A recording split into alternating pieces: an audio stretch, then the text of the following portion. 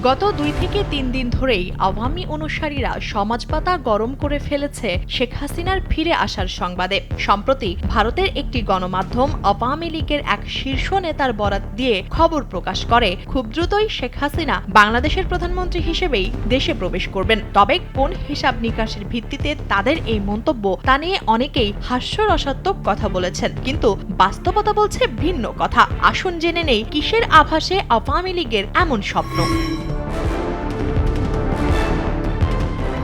সম্প্রতি আলোচনায় আছে নেপালের সেই কর্তৃত্ববাদী রাজা জ্ঞানেন্দ্রের আবারও ক্ষমতায় আসার। সেই ঘটনায় ভরসা পাচ্ছে আওয়ামী লীগ। তারা মনে করছে নেপালের ঘটনারই হয়তো পুনরাবৃত্তি হবে বাংলাদেশে। অভ্যুত্থান ঘটিয়ে যেই বাংলার মানুষ আওয়ামী লীগের পতন ঘটিয়েছিল, তারাই আবার যেন সাদরে গ্রহণ করবে আওয়ামী লীগকে। আওয়ামী লীগের গল্প বলার আগে আসুন জেনে আসি নেপালের বাস্তবতা।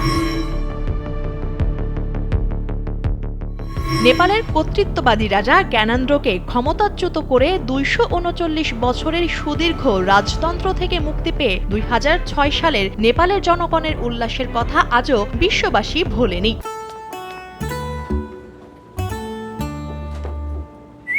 এই ঈদে জুয়েলারি ক্লোদিং এ বিকাশ পেমেন্টে ডিসকাউন্ট। রাজার ক্ষমতাচ্যুতির দাবিতে রাজপথ প্রকম্পিত করা সেই নেপালিরাই এবার আরেকবার রাজপথে ফিরে এসেছে তাদের ভুল শুধরাতে।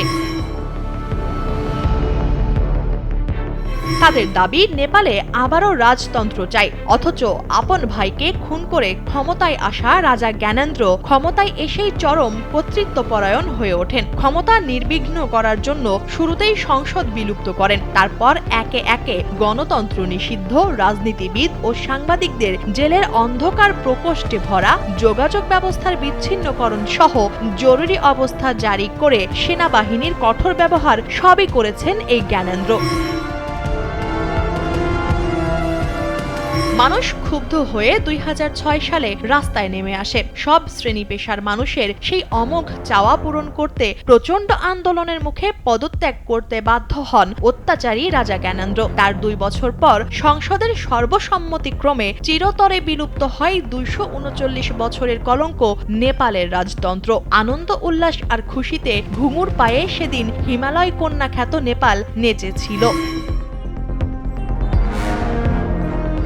কিন্তু বিগত ১৮ বছরে ১৩ জন গণতান্ত্রিক রাষ্ট্রপ্রধান পরিবর্তন করেও নেপাল তাদের সেই অধরা সুখের খোঁজ পায়নি। দেশ নিমজ্জিত হয়েছে ব্যাপক দুর্নীতি আর অপশাসনে। চারদিকে ছড়িয়ে পড়েছে অর্থনৈতিক মন্দা। নেপাল জুড়ে চলছিল হাহাকার। দেশে খুন, ধর্ষণ, চুরি, ডাকাতি আর রাহাজানি দিনকে দিন যেন বেড়েই চলেছিল।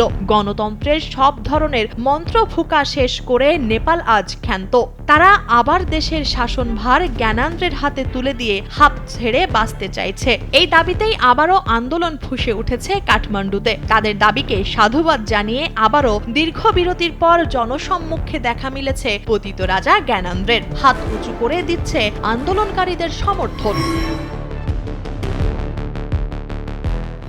যদিও আমাদের আলোচনার বিষয় নেপাল নয়, বাংলাদেশ। রাজতন্ত্র না হলেও এদেশ থেকে কিছুদিন আগে বিদায় নিয়েছে ১৬ বছরের স্বৈরতন্ত্র। জুলাই আন্দোলনে পিষ্ট হয়ে ক্ষমতা ছেড়ে ভারতে আশ্রয় নিতে বাধ্য হয়েছেন সাবেক প্রধানমন্ত্রী শেখ হাসিনা। গতকালকে ভারতের সবচেয়ে বড় পত্রিকা টাইমস অব ইন্ডিয়া বড় করে একটি সাক্ষাৎকার ছেপেছে। সেখানে ফলাও করে লিখেছে, শেখ হাসিনা আবারও ফিরবেন প্রধানমন্ত্রী হয়ে। এরপরও জনমনে আলোড়ন তৈরি হয়েছে। সত্যি কি শেখ হাসিনা ফিরবেন? আর যদি ফেরেনও, তবে কি তিনি জনগণের সমাদর পাবেন, নাকি পড়তে হবে প্রচন্ড জনরোষের মুখে? তবে দেশের যা পরিস্থিতি, তার সাথে নেপালের কিছুটা মিল পাওয়া যাচ্ছে।